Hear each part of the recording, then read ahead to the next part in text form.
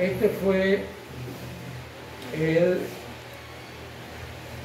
la repetición del primer examen.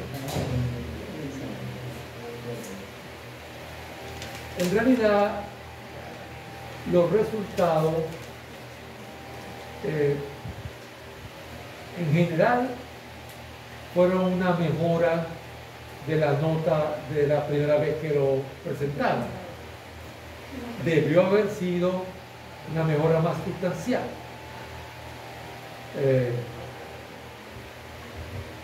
Porque quedaron aplazados algunos, pero sacaron, qué sé yo, 5 o 6 puntos más que la primera vez.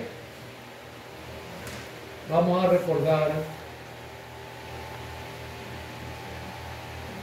los problemas y a decir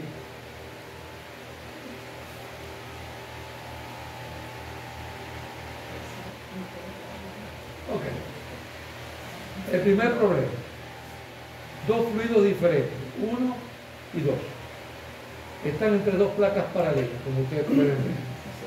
La placa superior se mueve a una velocidad U conocida, mientras que la inferior es estacionaria. No existe deslizamiento en la interfaz. Es decir, que este es un plano común a ambos fluidos. Esa es la condición que nos dice. Justamente nos piden calcular la velocidad de dicha interfaz y la razón entre el esfuerzo que cada uno de los fluidos ejerce sobre la pared correspondiente. La misma figura nos dice algo que usualmente uno supone, a menos que le digan lo contrario, que vamos a considerar perfiles lineales. Fíjense que ya esta figura responde a la segunda pregunta que valió un punto. ¿Por qué? Porque si en esta capa fluida la velocidad cambia linealmente, quiere decir que el esfuerzo cortante es el mismo en todas partes. ¿Por qué? Porque la ley de viscosidad de Newton nos dice esfuerzo cortante igual a mu por gradiente normal de velocidad. Si el perfil es lineal, el gradiente normal es de U de Y, siendo Y, y eso tiene un único valor. Entonces, todos los puntos aquí y todos los puntos acá tienen cada uno su propia esfuerzo cortante, pero es el mismo para todas partes. Eso es lo primerito. Okay. Lo segundo, y que eso va a servir para responder lo primero, es que si yo miro el fluido que está en esa interfaz, ese tiene una única velocidad, aquí lo dice clarito, la velocidad es común, y aquí no hay nada que esté cambiando con el tiempo. Eso quiere decir que el esfuerzo cortante que genera la fuerza de fricción que sobre esa capa está a ambos lados tienen que ser iguales, porque si no esa capa estaría acelerada. ¿No es así? Entonces ya eso termina de responder a la parte B. Aquí hay uno solo y aquí hay uno solo. Pero además, por lo que acabo de hacer en base a segunda ley de Newton, tienen que ser iguales. Conclusión, el esfuerzo aquí y el esfuerzo acá son iguales. O sea que esta razón es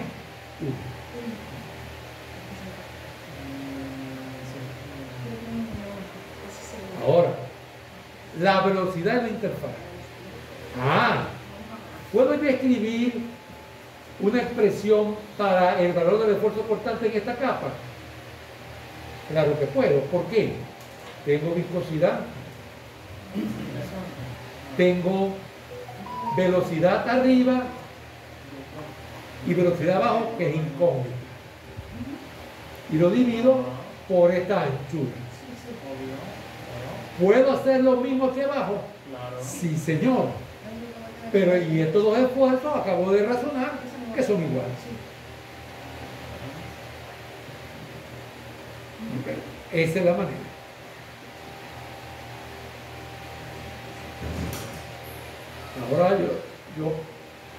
Ahora a ver, hay gente que cree que lo hizo bien y no lo hizo tan bien. Bueno, la revisión después lo dirá. ¿Alguna pregunta sobre esto? Ok. Bueno, aquí sí noté yo un par de errores que no deberían estarse cometidos a esta altura del curso. Ok. Una tubería, justamente una tubería con una placa orificio.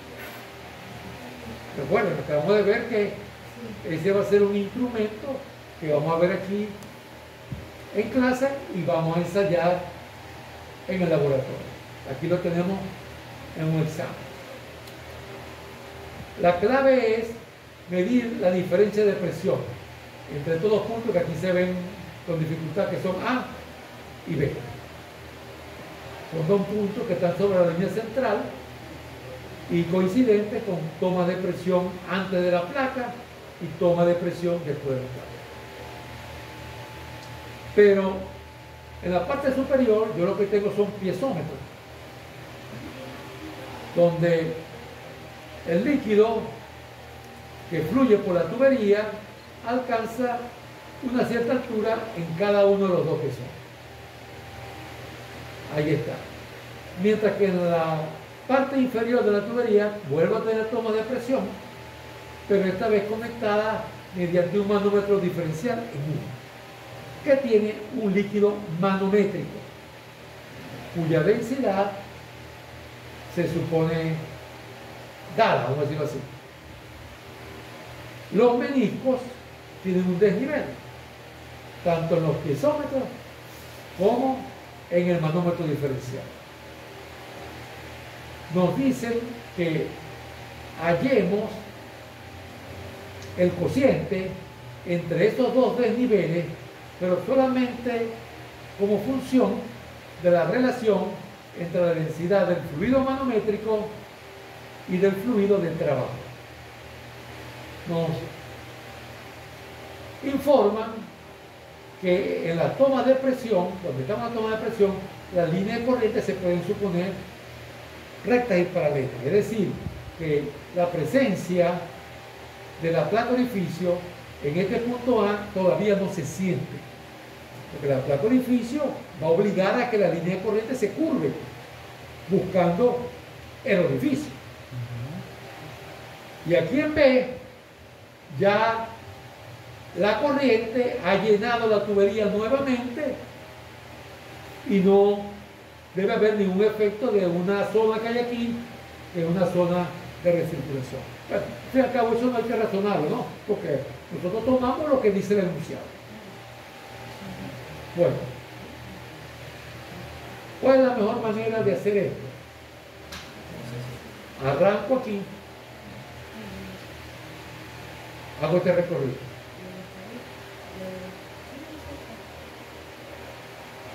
Y llego aquí. ¿Cuáles van a ser? Vamos a llamar a las dos incógnitas que van a aparecer en ese recorrido, delta H y delta H. Van a ver que efectivamente al trabajar eso se puede demostrar que solamente va a depender del cociente. En la ecuación aparecen un poco de cosas, pero ustedes trabajan en base a la geometría, porque fíjense, dije bajar, ajá, aquí bajo HA, pero luego aquí subo HB, y la diferencia entre HA y HB es delta H. Dos personas hicieron eso con un error tremendo que yo no entiendo francamente por qué lo hacen. Bajan aquí y dicen la presión aquí más esto y llegan a A y aquí le suman PA y después siguen. Pero ¿cómo que le suman PA? ¿Pero y por qué le van a sumar PA? Llegaste al punto y te fuiste del punto. ¿Por qué llegar a ese punto significa que la presión va a subir? La presión sube o baja cuando yo subo o bajo. Entonces yo llego al punto y por llegar al punto no va a haber nada adicional. Yo llegué al punto sumando el efecto de la columna HA. Perfecto. Ajá, estás en A. Te quedaste ahí parado. Y por eso va a subir la presión allí, porque te quedaste parado ahí. Señor. Si yo sigo bajando hacia el manómetro diferencial, claro que la presión va a seguir subiendo. Profe, pero ahí en ese caso la presión sí sube porque uno está sumergiéndose. Sí, pero no que yo voy a poner en la ecuación más PA. Ah. ¿Quién dio esa PA? No, no. Yo puedo decir lo siguiente, que ahí no me puede estar la confusión. Presión atmosférica más ρ GHA igual a PA. Eso sí es verdad. Pero no que yo llevo aquí y digo más PA y sigo añadiendo términos. Más gente, y después cuando llegue aquí, menos PB porque voy subiendo. Eso está mal, bien mal. No deberíamos cometer ese error a esta altura del curso. La ecuación básica de la estática dice delta P sobre delta Z, clarito. La presión va a cambiar porque esto sube o baja, no porque se queda parado en una parte.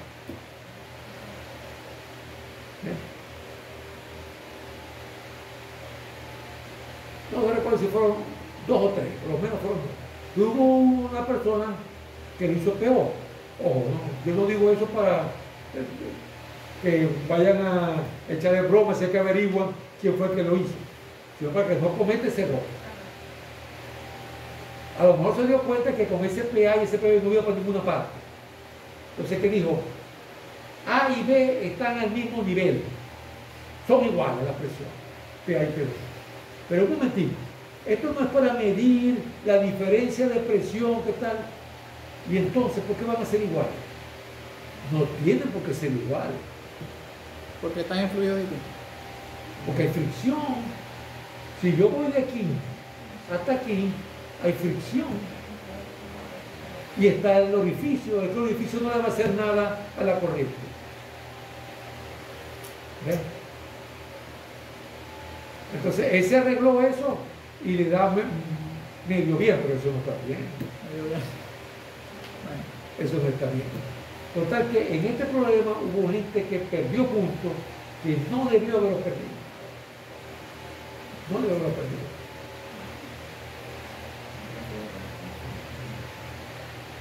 Ajá, profe, pero ya va. Primero nosotros tenemos allá la presión atmosférica, Sí, ¿verdad? más esta columna. Ah, más esa. Más esta. Ok. Después ahí uno se queda y Menos se pasa E. para el lado. Sube. Menos esta. Reduce la presión y ahí llega. Y ahí llega. Y es la presión atmosférica. Después se despeja los valores. Ahí vas a poder conseguir delta H con la presión. Que va a estar en función Sí. de la Queda ρ sobre ρ menos 1. Fracción de la menor. Estaba fácil, estaba fácil. Facilito. Sí, estaba fácil. 2 líneas. Lo que pasa es que yo siempre Se lleva eso. yo sé que yo no hice el examen, pero yo siempre me iba, como usted lo dijo, que no se hacía, que era del camino de, o sea, no lo hacía directo, sino que Claro. yo lo hago de dos Es formas. que al hacerlo parte por parte hay que ser cuidadosa porque es muy fácil equivocarse. Claro. Este era el difícil, ciertamente. Pero ¿por qué era el difícil? Bueno, es difícil si escogemos el camino largo. Es que este problema puede tener más de una manera de hacerse. Porque yo puedo mirar este cuerpo como este. Un cuerpo que está allí con curva, calcular fuerza sobre la parte superior, calcular fuerza sobre la parte inferior, restar, sumar lo que haya que hacer y listo. Perfecto. Eso es válido, pero ese va a tardar. Y el problema que afectó a muchos es el siguiente. Estaba pensando si voy a tener yo aquí un F. A ver si consigo que sea Luca como un F. La mitad de esto, ¿verdad?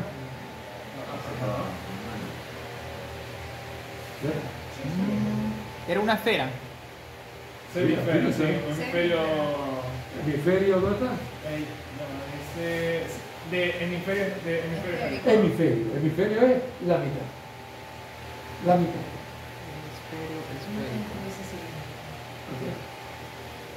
Entonces, la mitad. Si yo miro así esto, primero miremos el balón completo. ¿Qué veo yo proyectado sobre el escritorio? ¿Qué figura es? Una circunferencia. Pero si yo miro el hemisferio, lo que veo es media circunferencia. Varios de ustedes miraban esto y abajo lo que veían era un rectángulo. Entonces, cuando iban a calcular, el fluido que estaba por encima o por debajo, utilizaban paralelepípedo. Paralelepípedo es base por ancho por altura. Entonces, si yo miro así, ¿qué es lo que veo? Un cilindro. No es así. Si la base es un círculo y yo miro desde aquí arriba, yo estoy viendo un cilindro. Pero si es medio círculo, veo medio cilindro. Mucha gente no vio eso. Varios. Ya ayer, en la noche, cuando estaba corrigiendo, ya me dieron ganas de tirar algunos contra la pared, porque no me voy a poder acostar yo tratando de descifrar qué fue lo que vio. Hasta que me di cuenta, no, es que varios están viendo allí. Le multiplicaban A por B por C. Ahí perdieron puntos. Pero el área mojada no es un círculo, ¿verdad, profe? No, pero yo estoy aquí hablando de hacia arriba. Si Ah. yo la miro ahora así, si yo la miro así, Ajá. ahí vuelvo a ver un círculo. Claro. ¿Es así? Sí. Si yo la miro así, veo medio cilindro. De arriba hacia abajo. Pero si yo la miro así, lo que veo es un círculo. ¿Ok? O sea, como pegado, pues. Entonces así es para calcular volúmenes de agua que están por encima o por debajo. Ajá. Bueno, entonces el problema de hacerlo por partes tiene esa dificultad que algunos se enredaron allí. Lo otro, el O-ring. Sí, no, Mucho. Sí, O-ring no hay nada. Ahí está, ahí. Arandela. Sí, es como es una arandela, pero es un O-ring de alambre, como un alambre que es una circunferencia, fíjate que da el diámetro, el radio y todo, 0.2 metros. Esta vez, radio 0.2 metros. Sí, ¿y qué tiene que ver eso, profe? Ok. Al principio yo comencé a corregirlo y le quité tantos puntos. Digo, mi madre, si yo sigo quitando esto, me van a deber puntos a mí. Entonces puse una penalización estándar. Pues. Un punto el que menos el que haya ignorado el O-ring porque valió. O-ring, no, eso no estaba ahí. Eso no estaba ahí. Fíjense lo que hace el O-ring. El O-ring dice aquí que es delgado. O sea que esto es como un alambrito. Un alambrito que tiene radio 0.2. Si tiene radio 0.2 y la esfera, el hemisferio tiene 0.25, este 0.05 tiene agua por la izquierda y por la derecha.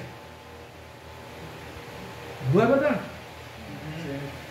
Esa parte en la fuerza horizontal no interviene. ¿No es verdad? ¿Cuál parte, bro? Sí, no, entonces era como El O-ring vale aquí de 0.2, Ok. hace que de 0.2 a 0.25 haya agua aquí. Y eso se va a cancelar horizontalmente la fuerza con el agua que está del lado derecho. Derecho. Sí, claro. Quiere decir que para calcular la fuerza horizontal, yo lo que tengo que mirar es una circunferencia de 0.2, no de 0.25. El que se hizo el loco con el O-ring, 0.25, 0.25, 0.25. Bien talebroso, pero estaba complicado. Estaba complicado, si uno viene y Profe, yo quiero calcular rápido. profe, le voy a ser honesto. Yo no sé los RIN porque pensé que iba a ser algo como tener que calcular el esfuerzo como un anillo, o sea, en ese anillo, o sea, Sí. por eso No, fíjense por qué. Pregunto yo, ¿el O-ring tendrá un efecto para la fuerza vertical? no. Ninguno. Ninguno. Eso sí lo Ok. Y para la fuerza horizontal, lo único que hace es que me reduce la circunferencia que yo voy a mirar. Reduce el radio de Sí, de aplicación reduce el radio. del área que En se- vez de mirar una de 0.25, miro una de 0.2. ¿Qué fue lo que hizo? Nada. Ni hizo más difícil, ni hizo más simple el cálculo de fuerza horizontal. Y en la vertical, obviamente no interviene. Sí, la vertical es una cosa que me da. No interviene. Vamos con la vertical. ¿Podré yo aplicar allí el principio de Arquímedes? Pensé que sí, pero no estaba seguro de su No, horizontal. pero eso es lo que hay que pensar desde el principio, porque ya lo advertimos con el principio de Arquímedes, nos ahorramos mucho. Realmente pensé que sí, pero preferí irme por el lado más seguro, o sea. No está sumergido ese cuerpo completamente. No, pero aquí no hay agua. Es verdad, eso es aire, ahí no está sumergido. Está bien, pero esa pared vertical. Y el principio de Arquímedes, esa pared vertical y origina fuerzas horizontales, por consiguiente. Y el principio de Arquímedes lo que me interesa es fuerzas verticales. Claro que se puede aplicar el principio de Arquímedes. Directico. Una ecuacióncita. Rho G por el volumen en agua del F. Se acabó. el volumen Una de- formulita. En cambio, que lo calculó por parte. Números y números y números. Y lo miró como un paralelepípedo y ni cuenta se dio. Y ra.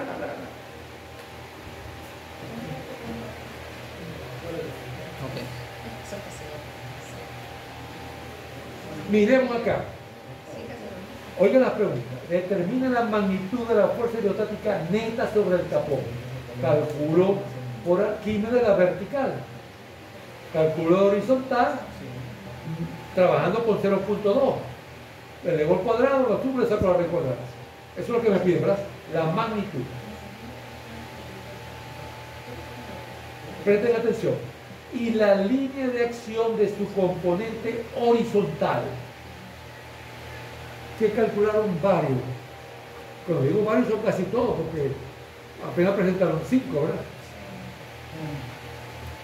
La línea de acción de la fuerza resultante. Ahí no dice resultante, ahí no dice clarito componente horizontal. Son dos cosas distintas. Tiene que tener un ángulo respecto al horizontal. Ustedes cogen el trabajo de la fuerza horizontal como si fuera fuerza sobre una placa plana vertical. Ya está. Y la placa plana es circular. Ya está. Nada más había que utilizar la ecuación que estaba en el formulario. Más nada. Y eso valía 2. Más nada. Claro, el que no miró el O-ring lo hizo con 0.25. ¿vale? De ese punto del O-ring le quité medio punto aquí y medio punto aquí. El que se hizo el loco y no vio el O-ring. Total que este problema muchos no tienen lo que realmente pensaron que habían ganado.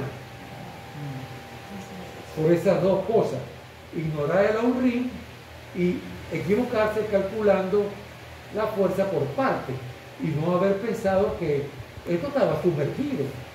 ¿Qué es sumergido? Que hay fluido por todas partes y es un cuerpo cerrado. ¿Esto cerrado? Sí. ¿Tiene fluido por todas partes? Sí. Pero de este lado no tiene, porque no tiene lo mismo que aquí. Eso es verdad. Pero este lado es vertical. La presión no puede generar una fuerza vertical sobre una área vertical. Genera fuerzas horizontales. Entonces aquí no se puede aplicar. Tranquilamente. Sin ningún problema.